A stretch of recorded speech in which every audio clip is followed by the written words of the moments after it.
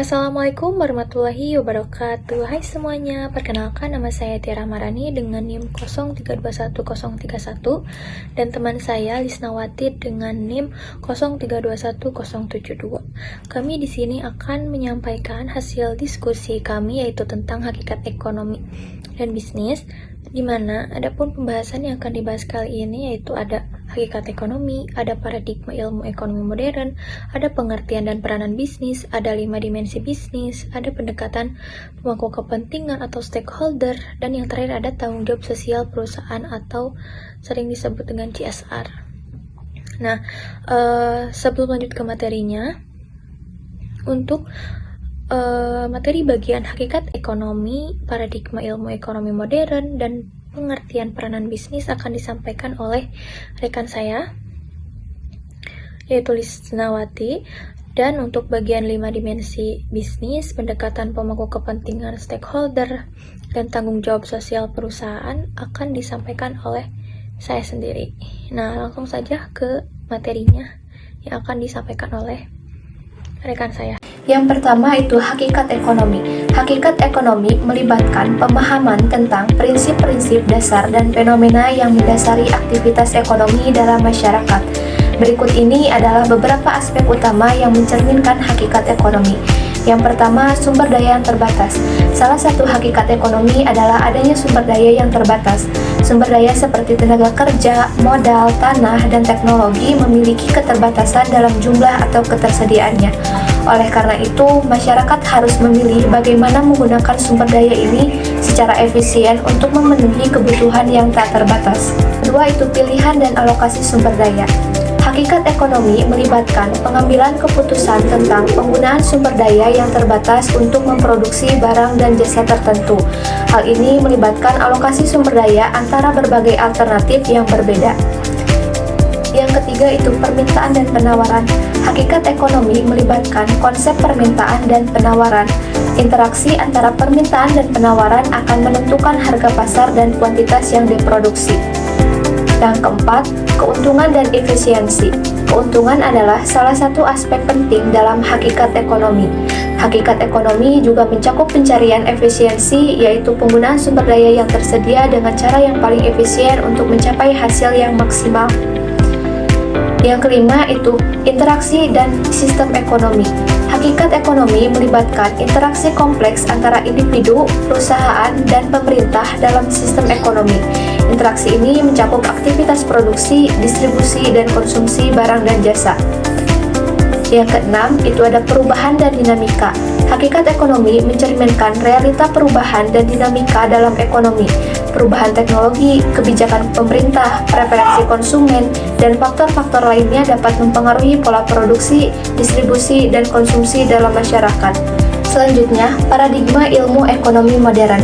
Ilmu ekonomi modern mencakup beberapa paradigma atau pendekatan yang digunakan dalam memahami dan menganalisis fenomena ekonomi. Berikut ini adalah beberapa paradigma utama dalam ilmu ekonomi modern. Yang pertama, neoklasik. Pendekatan ini didasarkan pada teori utilitas dan perilaku rasional individu serta penawaran dan permintaan pasar. Paradigma neoklasik menekankan pada konsep efisiensi pasar, alokasi sumber daya yang optimal, dan pengaruh harga dalam mengatur perilaku ekonomi. Yang kedua itu Keynesian. Pendekatan ini menekankan peran pemerintah dalam mengatur aktivitas ekonomi, terutama melalui kebijakan fiskal dan moneter, untuk mengatasi ketidakseimbangan ekonomi seperti pengangguran dan resesi. Yang ketiga itu institusional. Paradigma ini menekankan pentingnya institusi dan aturan dalam membentuk perilaku dan interaksi ekonomi. Paradigma ini mempelajari peran lembaga sosial, norma, kebijakan publik, dan faktor-faktor sosial dalam membentuk sistem ekonomi. Dan yang keempat itu ekonomi perilaku. Pendekatan ini menyoroti keterbatasan informasi, bias kognitif, preferensi yang kompleks, dan faktor psikologis dalam pengambilan keputusan ekonomi. Ekonomi perilaku mengajukan bahwa manusia tidak selalu bertindak secara rasional seperti yang diasumsikan dalam pendekatan neoklasik. Dan yang terakhir itu ada ekonomi sosial. Pendekatan ini mempertimbangkan isu-isu seperti keadilan sosial, tanggung jawab sosial perusahaan, pembangunan berkelanjutan, dan peran masyarakat dalam mengatur aktivitas ekonomi. Selanjutnya itu pengertian dan peranan bisnis. Bisnis adalah kegiatan yang dilakukan oleh individu atau kelompok untuk memperoleh keuntungan melalui produksi, distribusi, atau penjualan barang atau jasa kepada konsumen. Bisnis dapat berupa usaha kecil atau besar dan melibatkan berbagai bidang seperti perdagangan, manufaktur, layanan, atau sektor keuangan. Peranan bisnis sangat penting dalam masyarakat modern dan memiliki dampak yang luas. Berikut adalah beberapa peranan penting bisnis. Yang pertama itu penciptaan lapangan kerja. Bisnis dapat menciptakan lapangan kerja dan memberikan kesempatan bagi individu untuk memperoleh mata pencaharian. Dengan demikian, bisnis berkontribusi dalam mengurangi tingkat pengangguran dan meningkatkan kesejahteraan ekonomi. Dan yang kedua itu pertumbuhan ekonomi. Bisnis yang sukses dapat mendorong pertumbuhan ekonomi suatu negara atau wilayah. Dan yang ketiga itu pemenuhan kebutuhan konsumen. Bisnis menyediakan barang dan jasa yang dibutuhkan oleh konsumen dengan mengidentifikasi kebutuhan pasar dan menciptakan produk atau layanan yang memenuhi kebutuhan tersebut. Dan yang keempat itu ada inovasi dan pengembangan. Bisnis seringkali menjadi tempat inovasi dan pengembangan baru. Untuk tetap bersaing, bisnis perlu menciptakan produk yang lebih baik, menggunakan teknologi terbaru, dan menemukan cara baru untuk meningkatkan efisiensi operasional. Dan yang kelima itu ada pajak dan pendapatan negara. Bisnis memberikan kontribusi yang signifikan terhadap penerimaan negara melalui pembayaran pajak. Dan yang terakhir itu ada tanggung jawab sosial dan lingkungan. Bisnis juga memiliki tanggung jawab sosial dan lingkungan. Bisnis yang bertanggung jawab secara sosial berusaha untuk berkontribusi positif terhadap masyarakat dan lingkungannya. Selanjutnya di sini ada 5 dimensi bisnis. Yang pertama ada dimensi ekonomi. Dimensi ini membahas aspek keuangan dan ekonomi dari bisnis seperti pendapatan, profitabilitas, pertumbuhan bisnis, dan efisiensi operasional. Dan yang kedua ada dimensi sosial. Dimensi ini melibatkan bisnis dengan masyarakat, pekerja, pemangku kepentingan lainnya yang fokusnya seperti tanggung jawab sosial bisnis, etika, hubungan dengan konsumen, hubungan dengan karyawan. Dan yang ketiga ada dimensi lingkungan. Dimensi ini membahas dampak bisnis terhadap lingkungan alam, seperti praktik bisnis yang berkelanjutan, penggunaan limbah, penggunaan energi, konservasi sumber daya alam, pengurangan emisi, dan perlindungan lingkungan. Dan yang keempat ada dimensi teknologi. Dimensi ini melibatkan penggunaan teknologi dalam operasional bisnis seperti penerapan teknologi informasi, terus ada otomatisasi, digitalisasi, dan inovasi teknologi lainnya. Dan yang terakhir ada dimensi budaya.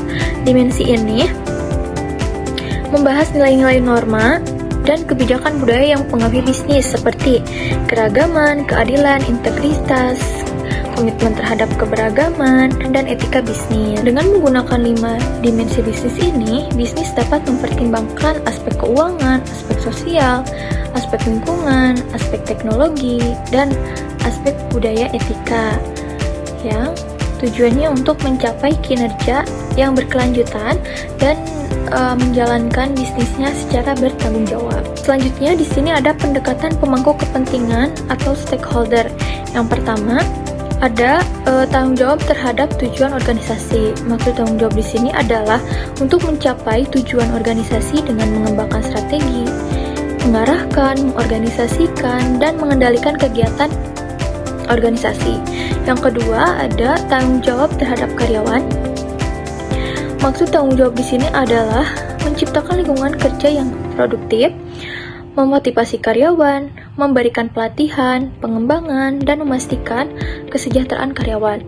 Terus yang ketiga ada tanggung jawab terhadap pemangku kepentingan. Maksud dari tanggung jawab di sini adalah perlu menjaga hubungan yang baik dengan pemangku kepentingan ini, baik pemilik, karyawan, pelanggan, pemasok, dan masyarakat luas, dan memastikan bahwa keputusan yang diambil memperhatikan kepentingan mereka juga. Yang terakhir ada tanggung jawab terhadap sumber daya. Tanggung jawab di sini adalah mengelola sumber daya organisasi secara efisiensi, termasuk manusia, keuangan, fisik, dan sumber daya lain. Selanjutnya di sini ada teori pemangku kepentingan. adalah pendekatan yang mengakui bahwa organisasi tidak hanya berkewajiban kepada pemilik atau para pemegang saham, tetapi juga kepada sejumlah pemangku kepentingan yang berbeda. Pemangku kepentingan organisasi meliputi pemilik, karyawan, pelanggan, pemasok, mitra bisnis, komunitas lokal, pemerintah, dan masyarakat luas. Nah, pentingnya teori pemangku kepentingan ini adalah memberikan kerangka kerja untuk manajemen yang bertanggung jawab secara sosial dan etis. Dan selanjutnya di sini ada analisa pemangku kepentingan.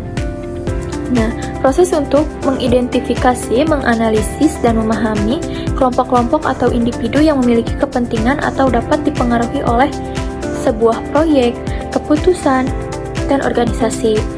Nah, analisis pemangku kepentingan ini sangat penting dalam pengambilan keputusan, perencanaan proyek, dan pengelolaan organisasi. Selanjutnya di sini ada tanggung jawab sosial perusahaan atau sering disebut dengan CSR.